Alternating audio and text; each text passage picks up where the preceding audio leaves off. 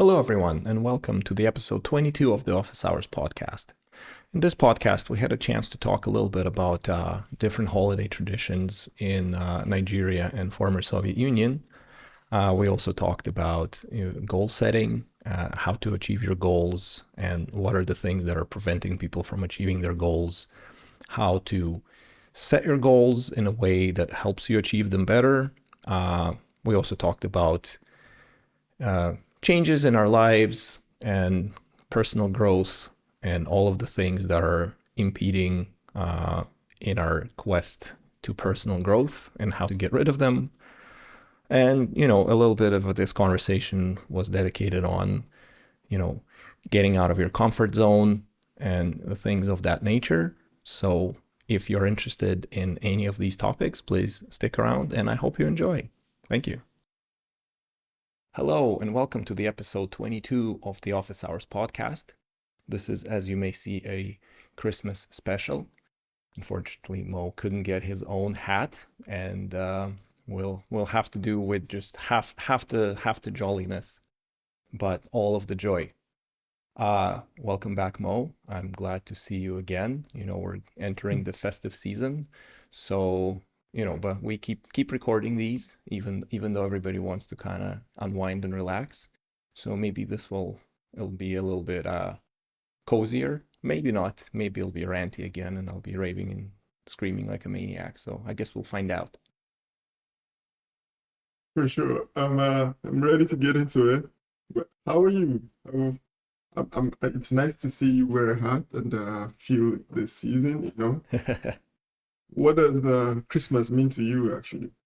See, it's kind of a funny thing because I was born in Soviet Union, and Christmas there is very much a church holiday. So there's none of the attributes that are so prevalent in the West. It is purely a church holiday, and for most of people out of there, New Year's is like the big deal. So we don't really celebrate Christmas out there. We celebrate New Year's, which was like a deliberate project apparently back in the day by the government. They thought like, communism and religion don't mix very well, so they basically tried to kind of push it out of people's kind of psyche, and New Year's is instead the big thing. But in Canada we kind of have to compromise. So usually we do like a family dinner for Christmas, but then the big celebration is for the New Year's. That's interesting. So like people didn't the reason why I'm asking is because the other day I was asking one of my friends about the preparations for the holidays. And then she went like, "Oh, it's Christmas, not holidays." But then I realized that I have adapted this culture to refer to it as the holidays instead of Right. Christmas. Yes, So yes. I was just curious, like, is it for you the same thing? Do you refer to it as the holidays or do you refer to it as Christmas? See, I think that the attempt of calling it the holidays to erase what it actually is, it's kind of this Exactly. very political thing. Mhm. So I call it Christmas just out of principle, even though I don't necessarily like fully celebrate it. Because, I mean, it does tend to, well, I mean, it did turn like very commercialized. So, uh, the church ideas about the Christmas have been like completely replaced by just blatant consumerism. So on that side of things, it's like, well, Christmas, whatever. And it feels like they haven't like the first pumpkin hasn't been removed off someone's porch and they start blasting Christmas music out of, every appliance that's out there. And I am seriously commiserating with the retail workers because they probably have the PTSD from the same five songs playing like 24/7 nonstop for basically like a month and a half. Guys, my heart goes out to you. I try Yeah. not to stay in stores during the season because it's just like one more Christmas song Mhm. and I feel like I'm gonna go insane, but they have to be there. Mhm. And yeah, it just keeps expanding. Like Halloween starts sooner, they start selling things, but it's barely out the door and already Christmas stuff is all over the place. They're just like Yeah. maximizing that window. Yeah. Yeah, that's So, true. but I mean, with all of those things, that doesn't mean that people can't just celebrate it for, meeting their family and kind of giving each other presents. And I think for kids, it's a special time still. They don't really care about the whole consumerist part of it. It's just, joy with their family. And so, yeah, we're getting together with our families, myself, my parents, my sister, and celebrating a little bit, even though it became more of a thing to do after a bunch of years in Canada as opposed to back there. Because back there, only my great grandmother would actually, but she celebrated pretty much the entire a church calendar in a way. She was very, very religious, Orthodox Christian, and every day is a day for some type of thing in there. So Christmas obviously is like it stands out, like Easter, Christmas, things like that. But like all of the days of various saints and whatnot, she knew about all of that. So she was like the biggest Christmas enjoyer, shall I say, back then. So yeah, but we'll also be waiting for New Year's because it's more of a celebration with friends. And it has like for here like Christmas has all these attributes in terms of the type of food you make and the type of decoration you use. And for us, the New Year's is kind of the same. So there's definitely like New Year's specific foods that everybody who's coming out of those parts is gonna make. So it has it has all the same attributes. They just took it from one celebration and like artificially transplanted it on another. But because so many generations have passed to the current ones, it's just a thing, right? Like they don't really think about it, and I think it's fine. Yeah, what's the food? What's this food? It's just like specific types of salads that usually people would only make for New Year's. And I think um, you know, probably going further back into Soviet times, a lot of the ingredients that are necessary for those salads weren't an everyday thing. So if Mm, you managed to get them and could make the salad, that would basically be like a special occasion thing only. These days you can make it mm, any day, obviously, but back then it's like you have all of the things in the kitchen and your parents would be like, don't touch that, that's for New Year's, and you have to sit there and wait for 3 days while they're like making everything. So interesting. now Yeah. I think it has this inertia behind it because, as I said, you can get these things any day you want. And for older generations, I think it's just like this sign of, if you have all of these things, then like everything's good in your life. If you have all of those things for New Year's. And for some people, even for older generation, like for instance, a thing to have for New Year's would be mandarin oranges. And so the citrusy smell of a mandarin orange is firmly associated with the new year, right? So these days you can have it pretty much any time. And there's been like memes in Russian speaking communities online about how kids uh, don't have that mental connection between mandarin oranges and New Year, so they just don't get it. So yeah, that's slowly also fading out. So probably another couple of generations from now, all of the traditional New Year foods will be replaced with something else. It's like I in think yeah. it's mhm. I think it's the first time for me to actually hear about mandarin oranges. Is it like a type of orange or is something you call mandarin orange? It's a I think it's like a hybrid probably. I believe it comes from China. So in Russian, it's just called mandarins. But in here, if you buy them, you can buy them at like TNT, and you can buy them a Mhm. bunch of places, but they're But it's different. orange. It's a citrus, but it's not exactly orange. It has a slightly different shape and taste and skin, and it's different. It's distinct enough to be its own thing. Okay. Okay. That's it. That's pretty interesting. I don't know. Like back in Nigeria, it used to be a really big celebration, but ever since, I have been here, I think the story is different for me. Maybe because I've not been with my family for a while, so being alone is kind of different. It's just like, well, it's time to relax and rest, and that's probably just about it. and maybe watch some movies. But back home, it was really big. It's the time you get to spend with the entire family.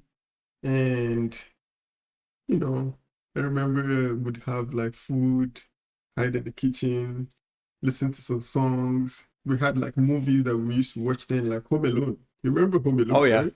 yeah, Home Alone, those were like the movies then, and then we'll go like Christmas yeah. carols and that kind of thing. So it's cool. But I don't think I brought this culture with me here, or maybe I don't have it yet. Probably. We'll see. Maybe you need We'll to see how it start goes. start actively bringing it back. And as far as Home Alone Probably. goes, they probably do it in around where you are. But a couple of years ago, we went to see Home Alone with an orchestra. So you watch the movie Oh and the yeah? orchestra does the score in real time. Like you're in the concert hall and they're projecting the movie and the orchestra is playing. And they did like Home Alone, they did Harry Potter, they did a Jurassic Park we also seen.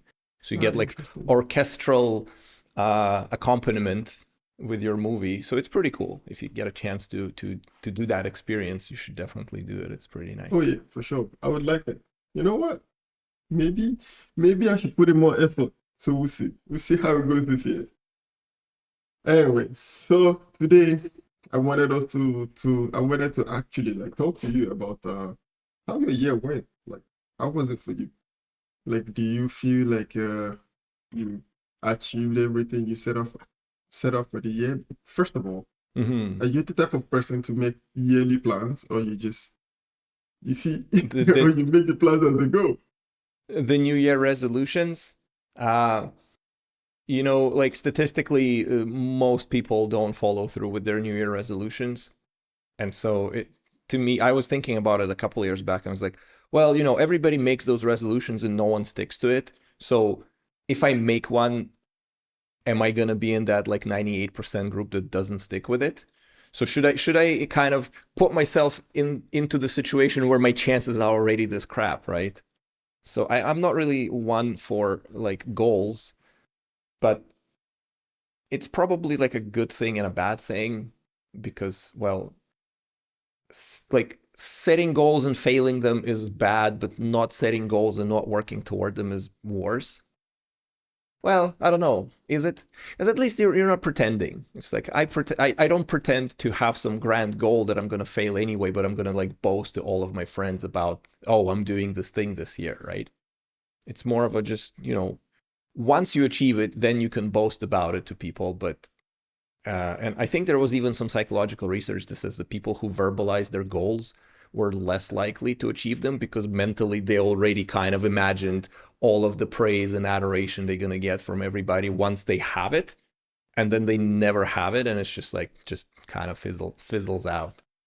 So, in terms of whether or not I have achieved all of my goals, sadly, no.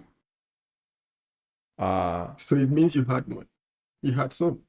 I had some, and I think that I suck at setting goals, and most people probably suck at setting goals. There was one podcast that I listened to in the beginning of the year, so after you set all of your New Year's resolutions, and it was specifically on goal setting, and it was talking about how people tend to set like these very nebulous goals as opposed to very concrete goals. So it's like you may think, oh, I want to buy a new car, and that's my goal for the next in the new year. I want to buy a new car, right? And that's like an example of a very nebulous goal because you can't track your progress toward it. But if you say I want to buy this specific model and this specific brand and this is my budget and this is how much I want to spend and these are the things I can live without, these are the things I can't live without, then at least you can break it down and be like, okay, well, I have to find if one available for sale, and then once you do, like you can break it down into more sort of internal steps of getting there. But the more abstract it is, the easier it is to bail out on it or have some semblance of the result, but because the definition was so vague, you didn't quite hit the result, or maybe even like halfway to your result, but because the definition is so nebulous, you're like, good enough. Which is again probably better than nothing, but you still haven't achieved the goal that you actually had in mind. You're just too much of a coward to nail it down exactly. And so maybe this year, um, I might have to try to set achievable goals. You know that whole what's that abbreviation for goal setting? Achievable is I like don't one know. of them. Yeah. Oh, yeah, yeah, yeah. Smart I did smart not. goals. So something Smart goals. something, Okay. yeah, like Mhm, achievable. Like mhm. there's other things in that abbreviation. I just don't remember what it is. So that kind of tells you my attitude toward goal setting in general. Like this one I should know. Yeah. But, Yeah. you know, it's true, there is statistics, but then there is I guess it depends on like personality, like for me, I have this very strong need to know what is going to happen next. So I need to know what I'm going to be doing Hmm. and for a specific period of time. So I make all these plans. So maybe I have a different mindset towards it. And maybe this is just like personality thing. Yeah. Yeah. Otherwise, I'm just floating. I don't like to freestyle. So like I'm Right. just like Right. floating and I don't know what's gonna happen next. But Mm. but yeah, like I think also uh maybe one of the reasons why many people don't end up achieving the goals that they set for themselves is probably because they forget it.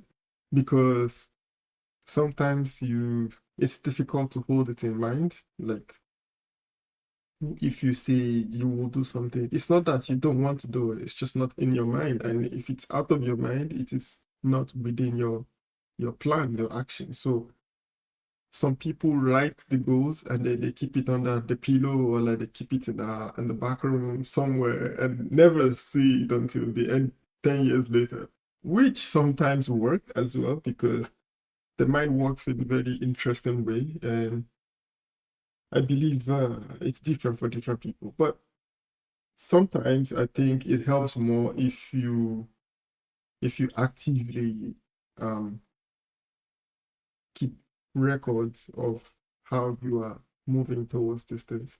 Could be really small, maybe like a very small thing. Just start and and uh and and then you see how you honestly like maybe it's just a mindset thing for me. Because I think to have the mindset of like, oh, 98 people or 98% of people that make goals don't achieve them, I think that's a very large number. That's like 6 billion of us on this world. Like, I don't know. I don't know if this is true for all of us. I think maybe for a large number of people.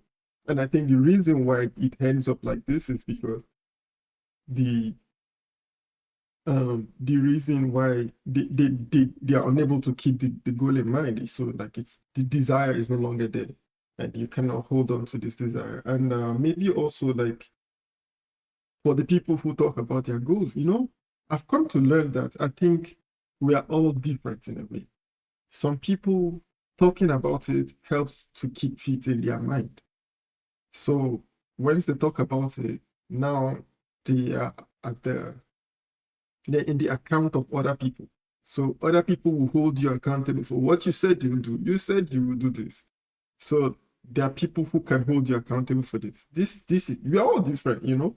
And some people they say these goals as a thing of pride. Like they say it just um um to show that they have something that they intend to do while they've not even done it. So like I think this type of people already got like they already get the pleasure from the goal itself in this point. So the moment you tell someone like, "Oh, you're gonna buy a car," and you're just saying it just so you can feel certain way to certain people in a conversation. So maybe this type of goal might be different. I think it depends. I think there's a lot to these things that we mostly talk about. Hmm. I think I had a couple of thoughts during this. And one of them was, I think a couple of episodes ago, we talked about this other podcast that I listened to, and I did post a link to it in a Telegram channel, so you can find it there. Uh, Wink, wink, nudge, nudge. Join the Telegram channel. Uh, about how the decisions, the time to make the decision, like if it's short, you make more decisions and you move faster than other people. So like if your milestone goals you only make once a year, so if you fail them, you have to wait for a whole year before you make that decision to do something again, and it's just insane, right? This person was talking about how people make one decision a week and he can make 4 decisions a day, and that makes him like that much faster compared to everybody else. But if you're only making like these big decisions once a year, like that's even slower. That's basically snail pace in terms of setting it, right? So Absolutely. it's kind of this ritualistic thing. And then the other part about other people keeping you accountable, like I remember I had this goal, or at least desire, maybe it wasn't a goal, it was like a desire, a bunch of years back. I was still single, so I was like fairly free to move around, and I thought like, hey, maybe I want to travel to like Asia for a couple of months, not just for a week but like actually immerse myself a little bit more. And then I was sort of telling people, I was like, yeah, I'm planning to go like maybe, I don't know, work as a language school to make a little bit of money, yada yada yada. And then the taxman came and took all of my available money away, so I couldn't do it. And then my friends were like asking me, like, "Oh, didn't you say you were gonna go there?" And I was every time I was like, "Oh my god, like I failed, and now I feel so terrible," right? And so after that moment, I was like, "Yeah, if if I have plans like that, I better keep my Mhm. mouth shut in case I don't follow through with them, so I don't at least I don't suffer the embarrassment of having to admit that like it failed." So I guess that, yeah, everybody is different in that regard, and depending Yeah, on your mindset, you might want to pick a different strategy. But yeah, yeah. I said that I haven't achieved all of my goals, but then I've achieved some of my goals, so that's still a plus. Like for instance, the podcast is still going strong, so that is quite a commitment if you think about it. It's like the time it takes to organize, to record, to produce it, in fact, to do all of the audio, the video production, the whole thing, publishing it, doing the thumbnails, doing the audio cleanups. It does take quite a bit of time. And for now, the way it is, it's more of a fun project. Although, a bunch of people at work, hi guys, mentioned to me that they do watch it and find useful bits and pieces in there. So that kind of makes me quite happy that it's not just us and an occasional person watching it, but it's actually people are watching it and are getting something out of it. So I guess the goal that I've set for myself in that sense is achieved, but that doesn't mean that now I get to stop, because there's always more things to talk about and build up the library. Um, and there were some kind of qualitative changes in my life in this year. Definitely big changes at work. Like in terms of my role, I guess they started closer to the year's end. But if I look at my like the professional year when I started working at the company, and like when they started happening, that kind of fell maybe a little bit in the middle. And so it's an interesting change for sure, because it puts me in a lot of ways way outside of my comfort zone, which is kind of nice because it shakes you up a little bit, and it's probably not something I would have done myself. So I was kind of thrown into it, but now I kind of like it in a way, because I would be too risk averse and or too lazy to try to do something like that myself. But now it's happening. I just kind of have to sink or swim. And it's showing me that while difficult, I can swim. So that's great. That changes my outlook on things as well. That's good. Yeah. That's a really big lesson, to be honest.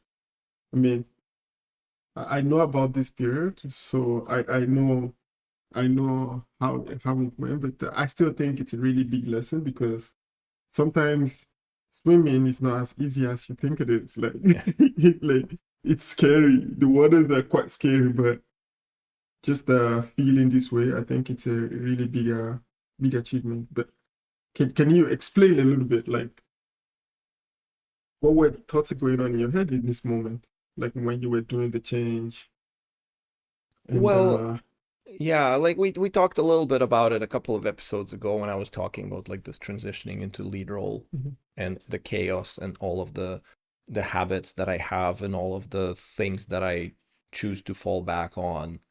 Like all of that isn't as relevant and in some cases contraindicated, so I have to retrain myself to do things completely differently, right?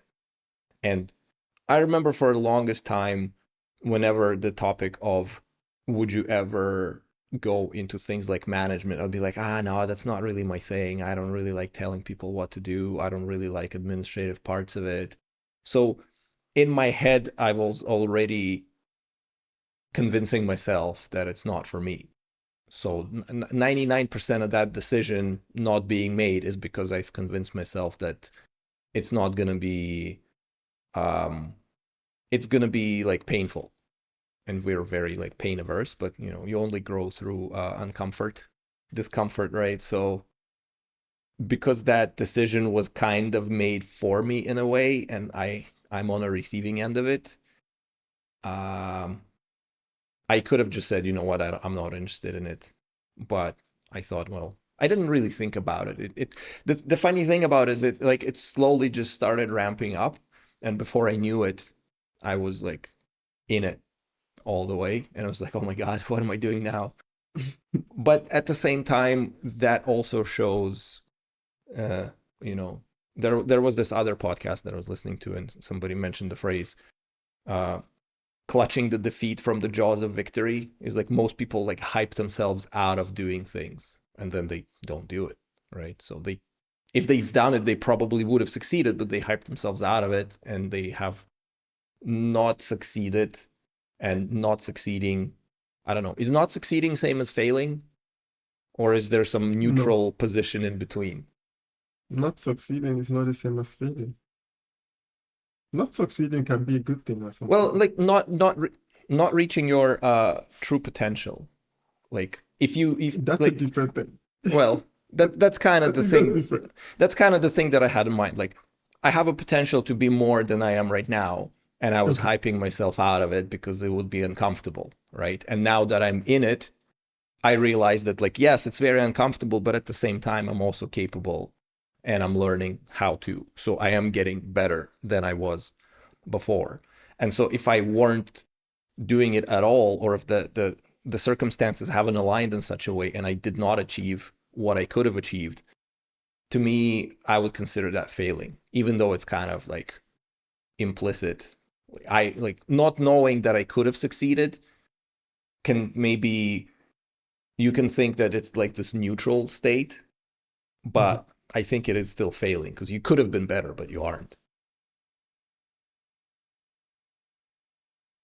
I'm not sure if it's, I mean, if it's failing, right?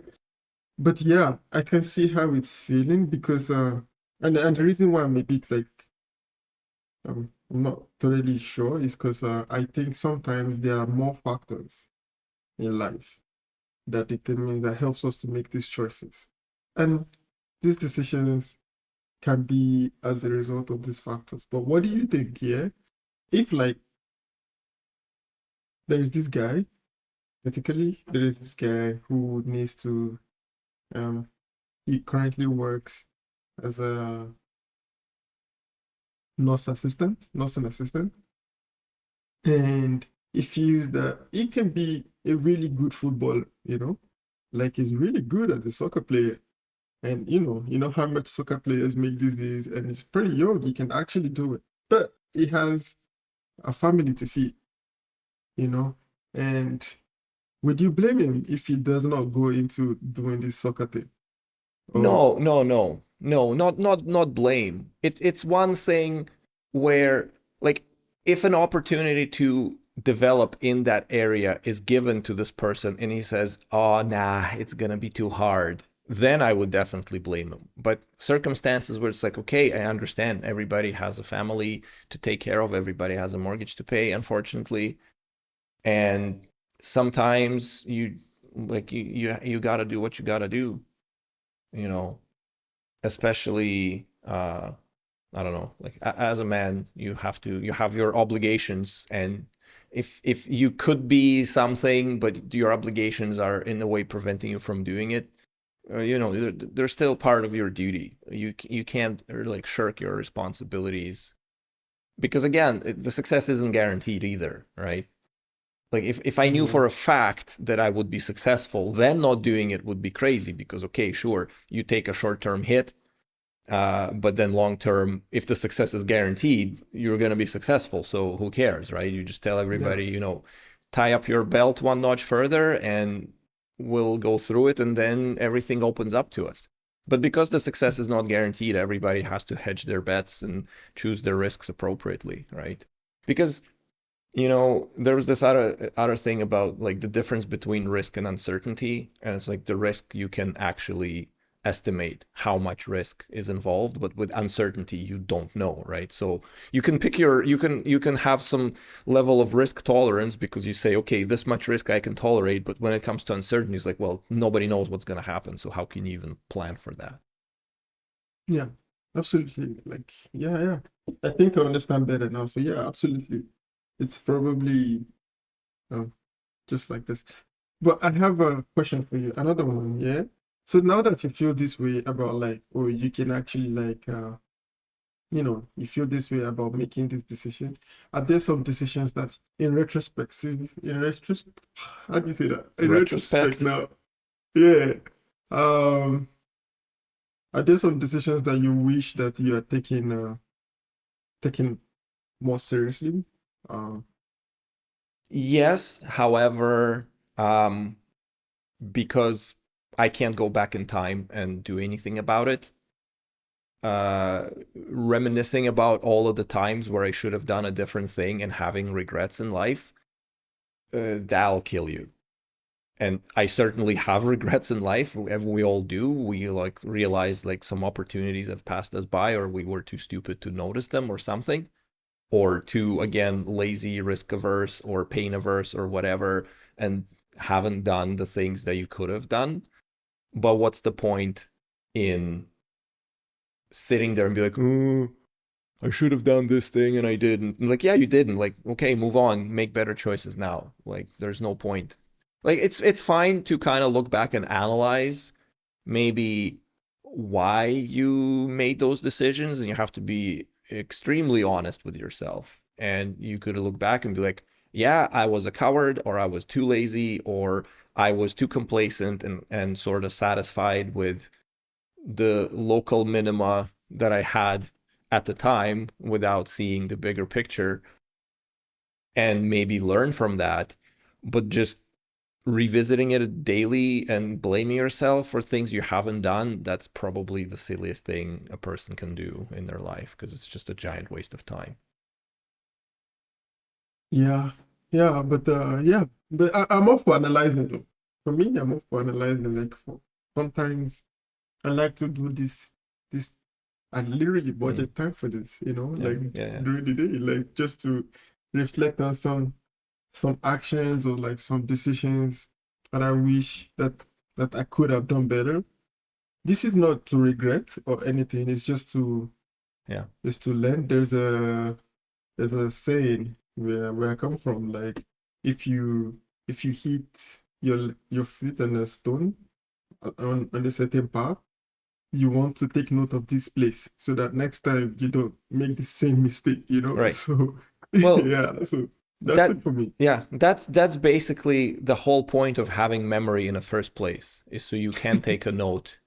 Yeah, It's just the thing is that for people, there's I guess a couple of things to keep in mind. Is that in some cases it was just some sort of uh I don't know, call it hand of faith or some cosmic injustice, or mhm, a stray Higgs boson was flying by and knocking out some quantum entanglements out of the way, and things happened the way they happened, and it was not in any way your fault. Because some people, they might look at some things that happen in their life and try to analyze the reasons why, with those things being completely out of their control, and they just don't realize it, right? And so true. they would spend so much time. It's like, oh, I don't know, why did my girlfriend leave me or something like that? And it's like, might have been the thing that you haven't really done anything. It just played out this way, and people would figure out all the different reasons, and none of them are the true reason, and they just spend a lot of time doing it, and they kind of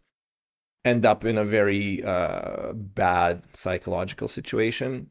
So you kind of have to understand that some things that happen in your life were completely out of your control, and there's nothing you could have done to alter the outcomes in any way. And so for those, you just have to kind of recognize them and just move on. Because it's one thing like, oh, I don't even have like a good example of a thing where you could have done something differently but you didn't versus a thing that just happened to you. Like I don't know if somebody hit your car on a highway and you were just driving like you drive every day, was it necessarily your fault? Maybe, but maybe also maybe not.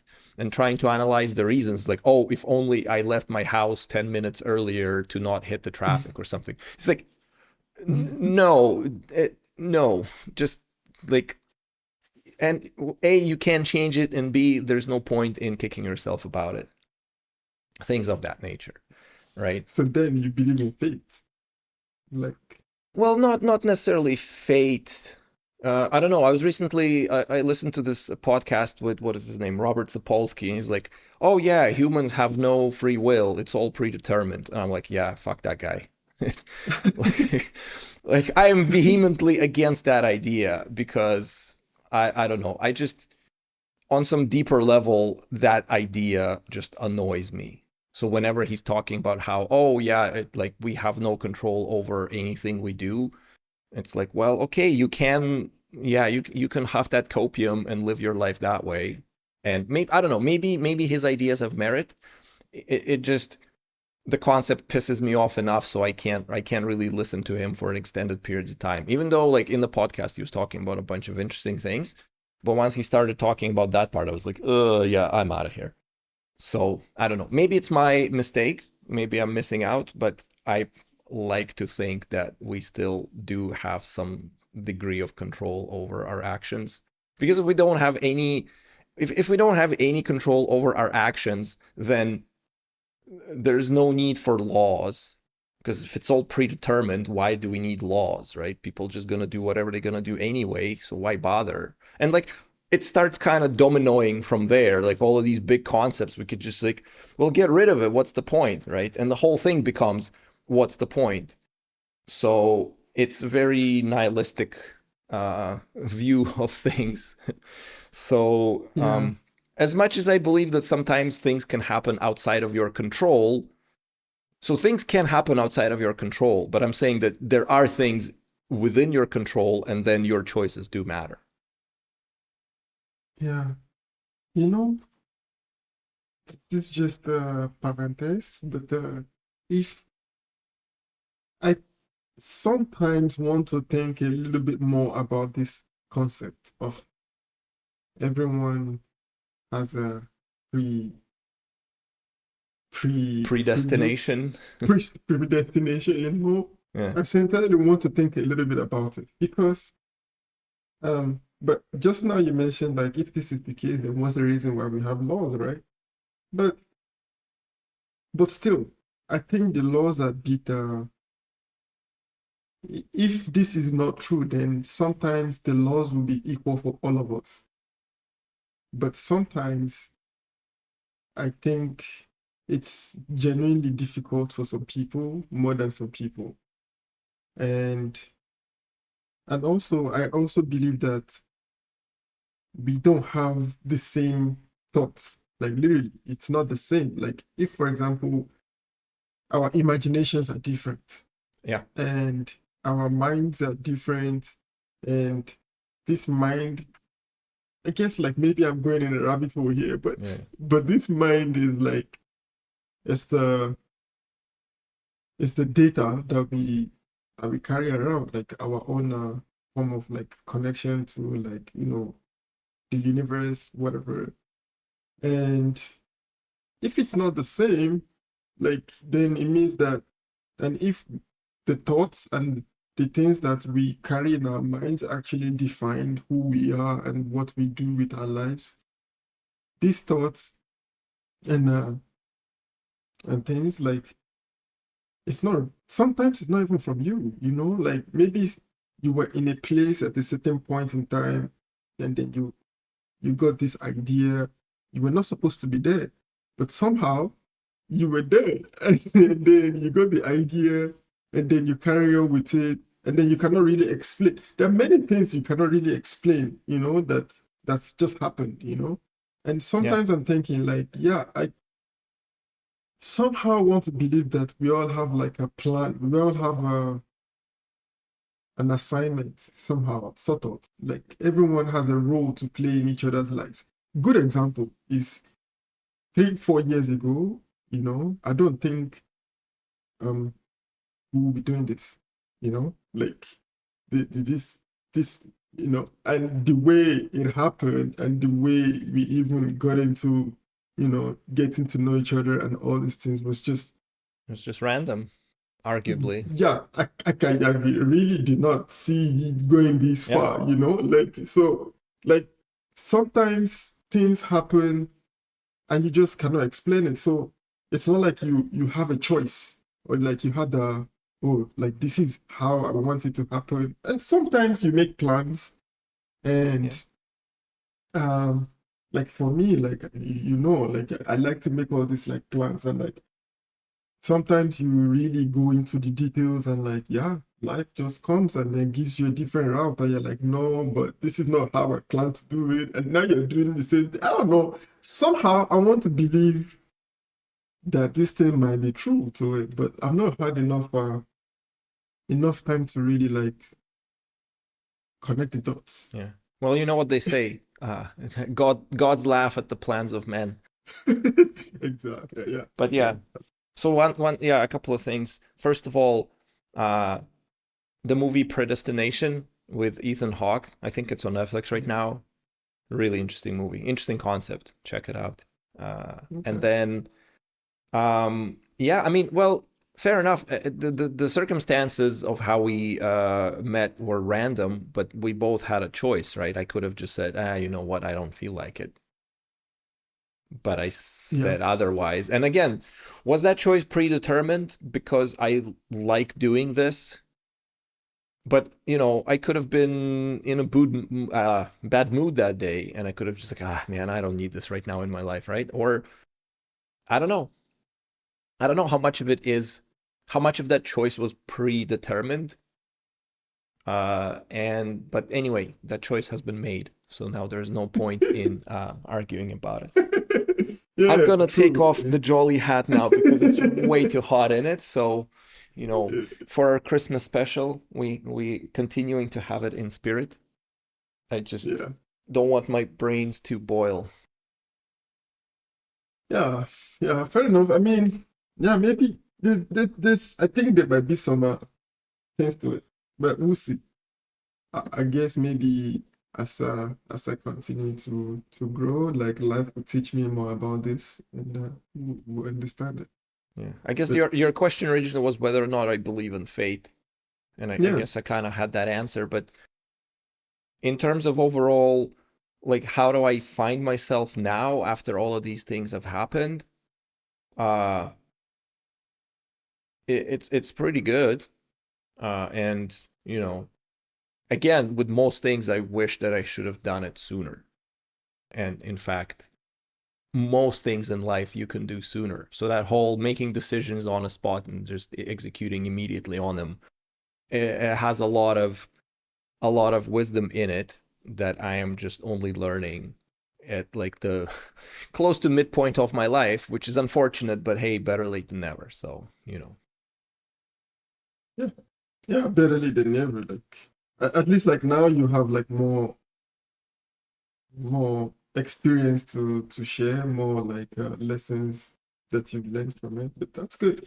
So out of curiosity now, I want to ask you if you have some plans for the coming year? Like, what are some things that you're excited about in the coming year? Maybe in like life, in terms of professional life, in career, in business. What are you Yeah. most excited about See if I for the announce coming all year? of my plans, would that make it so that I won't be able to follow through with them? I will hold Uh, you accountable. You know, yeah, yeah. No, there's like, it's not even about holding me accountable, but mm-hmm, I guess I do. And again, it's still a work in progress in terms of like not just having this nebulous idea in my head that like, wouldn't it be nice if this was a thing? But rather it's like, okay, what steps do I need to take to make it a thing, right? So, and the other thing is that even with all of this, revealed knowledge that I now have, so now I know a little bit more about it than before, and I can act on it. However, uh, the ball and chain of bad habits and poor abilities for decision making are still dragging me down quite considerably. So I think one of my goals is trying to shed that as much as possible by whatever means I can find. And it's a very tough process. I mean, we talked about like digital addiction way back. And I yeah. said all of the same things that I would say now about it, how terrible it is and how this and how that. And I'm still as much of a, I don't know, like victim would be an unfortunate choice of words because that implies again no agency in a matter. So like again, it's this other form of self-sabotage that I engage in that I know how bad it is. So it's like a bad habit, it's a vice. And it's like, can I move further in life unless I get rid of it, or do I just have to adjust for it and continue on? So like, should I spend time trying to get rid of it before I commit to something else, or just be like, and I don't know if even if it's possible to eradicate it completely, because again, I'm not a machine. I can just like reprogram myself. If I could, it would be an interesting experience, but right now I have to painstakingly, like slowly undo it bit by bit. Um, and so I guess the question is like, should I wait until that part is achieved before I move on, or do we do everything a little bit at a time? Well, in my opinion, I don't think that it's possible to eradicate it completely, because the the life we live right now, like the current generation now, is like I think it's kind of important to stay connected somehow to certain things, and maybe we can intentionally decide on what we consume now, as opposed to letting people like random algorithms feed us what we want. I think uh, this is my plan, right? I intend to um, specifically choose content that I want, not in certain on certain platforms. I just like ac actively click on not interested or like just thumbs down on certain videos or like certain content.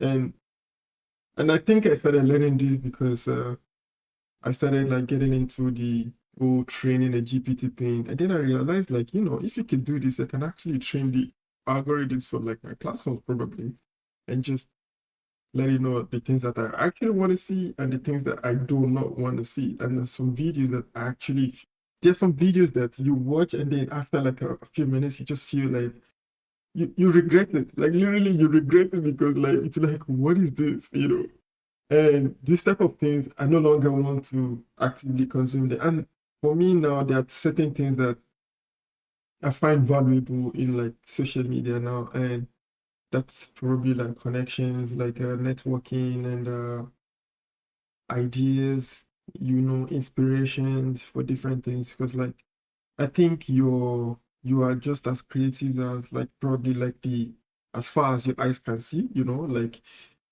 you need to feed your mind things so it can be able to generate inspiration, so like information for you. So I think somehow we probably cannot really do without it. So I would say maybe doing it simultaneously would be a better idea, and also just like being um present in the moment. Like I also like being intentional about the type of like information that you consume, because there are good ones there too. Like for example, I know like I do like content, like tech content online, and so I know if I do this, there are other people who do this. Like maybe this is type of thing I want to consume. Also on X these days, um, so woke up this, I think it was like yesterday, and then I saw like yeah, the amount of people that are actually like engaged with on X. Somehow I want a different set of timeline, like a different type of timeline. I guess that was what actually like pushed me into thinking about it. Like, okay, I like being here, but I don't want to just come here to consume weird content, like read people's like weird, because these things slowly start creeping into your mind, and then you start like probably like thinking similarly, or like you start seeing yourself like that. So yeah, maybe just actively like curating like your own content, Yeah, like yeah. Well, I guess I training the wasn't I wasn't algorithm. I wasn't talking specifically about just the content itself. It's more of a bad habits in general, like the overusage of devices when inappropriate, or you know, not doing the thing you're supposed to do and opting out, and then instead just surfing mindlessly or getting stuck in those infinite scrolly type websites. Things of that nature, you know. It's like I should be going to the gym, but instead I am playing video games, right? And I mean, again, we talked about video games. Like I do enjoy playing Yeah. video games, but they can't dominate my time, right? I have to be more Mm. deliberate about how much time I allow for them to occupy in my life. You know, like Steam recently sent out this email about like the things you did in the previous year. And it's like, oh, you played this many games, you've unlocked this many achievements in those games, yada yada yada. And it's like, uh so in the 2023, it tells me that I have played 24 games on Steam alone, right? That's like not including other platforms. And the median across entire Steam is 4. So I basically played equivalent of 2 games, 2 different games every single month, right? 24 games. And then, unlocking like 140 achievements in the year 2023, whereas the median is like 16. So it tells you and it tells me quite a lot about it as well, right? It's like, that's a bit excessive. And the thing is, well, on one hand, I can say, well, yeah, I play a lot of games, but at the same time, I have a house, a successful career. I'm not like a slob. I don't live in my parents' basement eating Doritos every day or something like that. I'm like a fairly well-adjusted individual that just happens to like playing video games. At the same time, if I didn't spend all of this time on video games, it could have been even more, probably. So, it's like knowing when to stop. And Yeah, in terms of picking content, I tend to do more long form podcasts. So, like Modern Wisdom, like Valuetainment, Lotus Eaters, Michael Malice, like a bunch of the ones where it's like these long conversations. Lex Friedman a little bit more these days. He had an interview with Jeff Bezos that I found quite interesting, but I haven't finished the whole thing yet. mm, So, and in terms of getting inspired, there's a lot of very interesting people on them usually. So you tend to get pretty inspired even without, all of the other stuff. And sites like X, I haven't been there in years. And yeah, so, yeah, yeah, and yeah. So there are pathways out of it. It's more of a discipline thing, and it kind of like waxes and wanes. You have different amount of um, discipline to allocate to different things you want to do each day.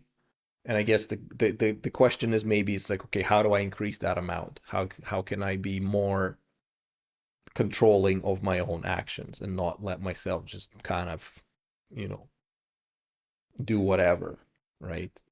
So yeah. I mean, yeah, that would be really good good thing to figure out. Like if you figure it out, you probably would help a lot of us. So Yeah. I'm But rooting for you. yeah. But then the thing is, like, But if I figure it out, I'll figure it out for me. It doesn't mean that it universally applies to other people, right? Because otherwise, I'd write a book and be a billionaire. you never know. There's 6 billion people. There are people who benefit from it. So That's true. writing that book might be one thing to put in your plans for next year. That's true. But That's true.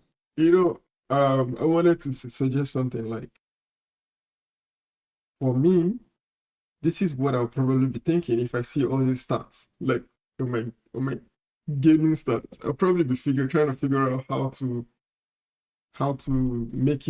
make this time, you know, into something that can be beneficial. So maybe like, stream or like do something that is useful for someone. Maybe, I don't know, maybe we can figure out Yeah. a plan instead of running away from it because you enjoy it and it's a part of your life. Yeah. Yeah. Like maybe it can become valuable somehow in a way. And Yeah. it's we live in the world now where like almost nothing is like useless. Yeah. I don't think anything is really a waste of time these days. Yeah. Like, Well, I bought a little tool to help me with it. I wonder if I can reach it without bumping a bunch of things out of the way. So let me try.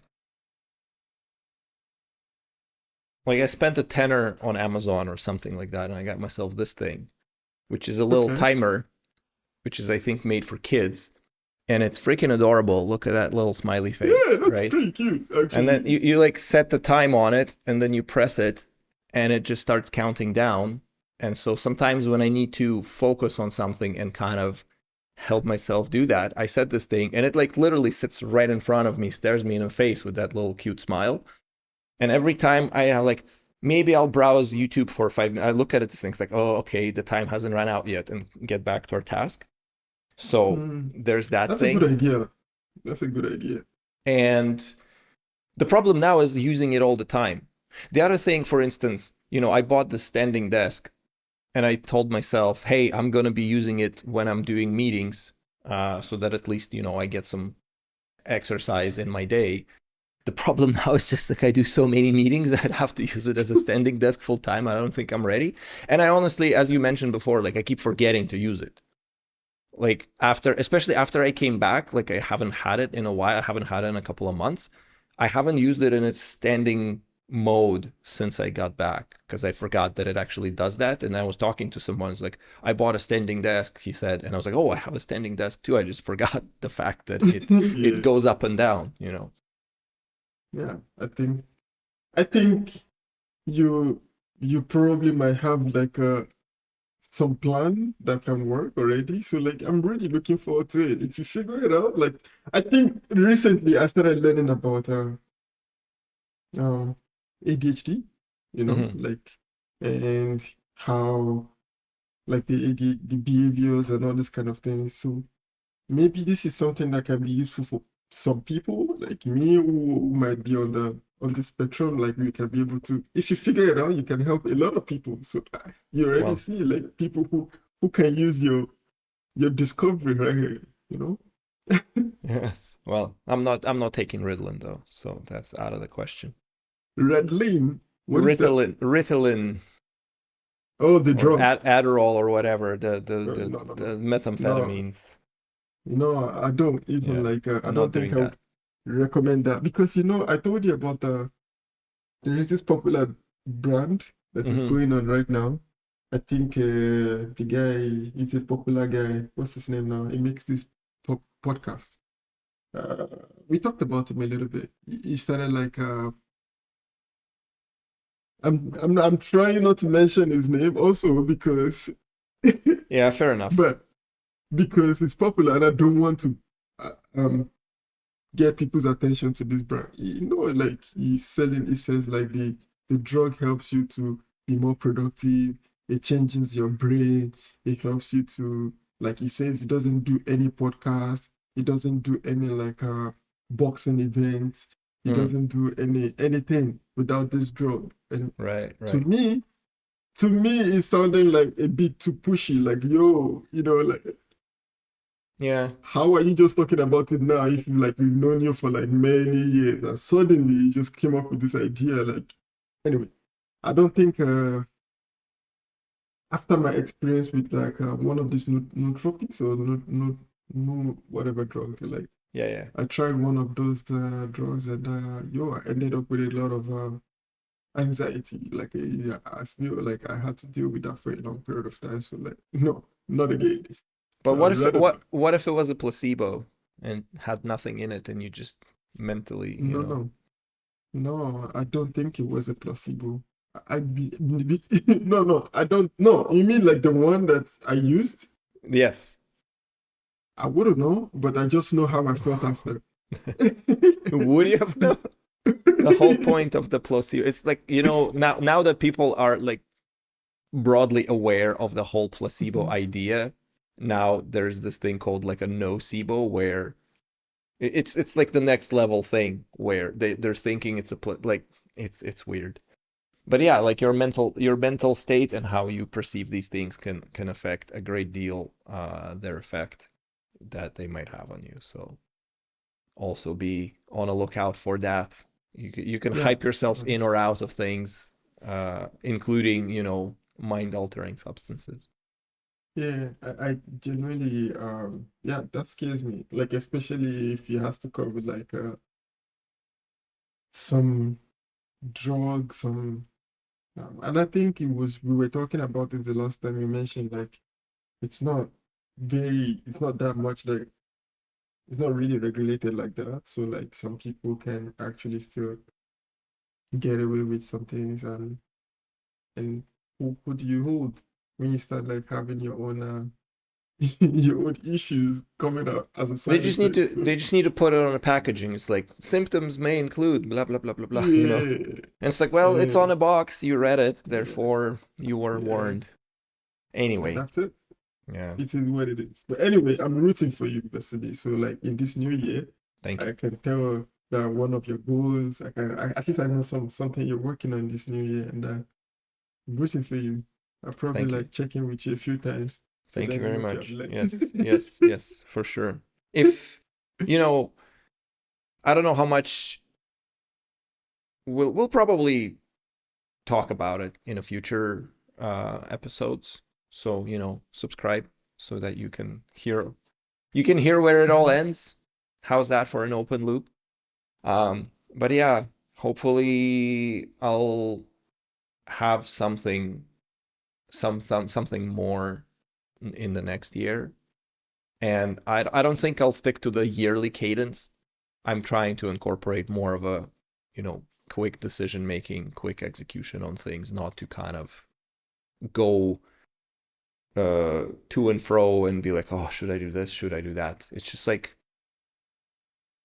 one of the things again that I kind of started realizing in this whole lead role business is that the engineering mindset immediately tries to go for out of the set of options, enumerate possible upsides and downsides and quantitate them and compare them and try to figure out what's best.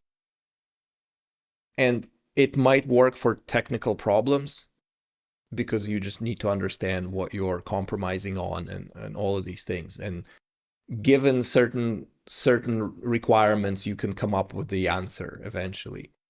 But outside of that domain, sometimes there is no, or most times there is no right answer, and you just end up being stuck in analysis paralysis if you're like engineering minded. And in this case, it's just like pick something, commit to it, see how far it takes you. Because and you can't regret the bad choices later unless you get fired. In this case, you may regret the bad choices later, but or something like of that nature, right? Like some big consequence. But usually you're going to be wasting so much time picking instead of actually doing that you're going to miss out on some opportunities. So just pick one and see how far it takes you. Yeah, yeah. I think this is a very good point to actually end the conversation because this is pretty deep. Pick something and commit to it and see how far it takes you. Like I think you're right. Many of us we spend a lot of time analyzing what is going to happen. We want to know what will be the result if, and then prepare. Like all Yeah. this kind of. A lot And of it preparations. feels nice too, because you're not wasting time. You're trying to think about all of the different outcomes and things, and like you're not wasting time not being able to choose. You're like you're spending your time choosing, so it feels like it's productive, but Mhm. not really. Yeah. It's this mental trap of my house is on fire, but the dishes are also unwashed. So, and washing dishes is a good thing, right? It's kind of the same thing. It's like, no, just pick something and start doing it, and and that'll be much better than saying, oh yeah, I'm about to do something.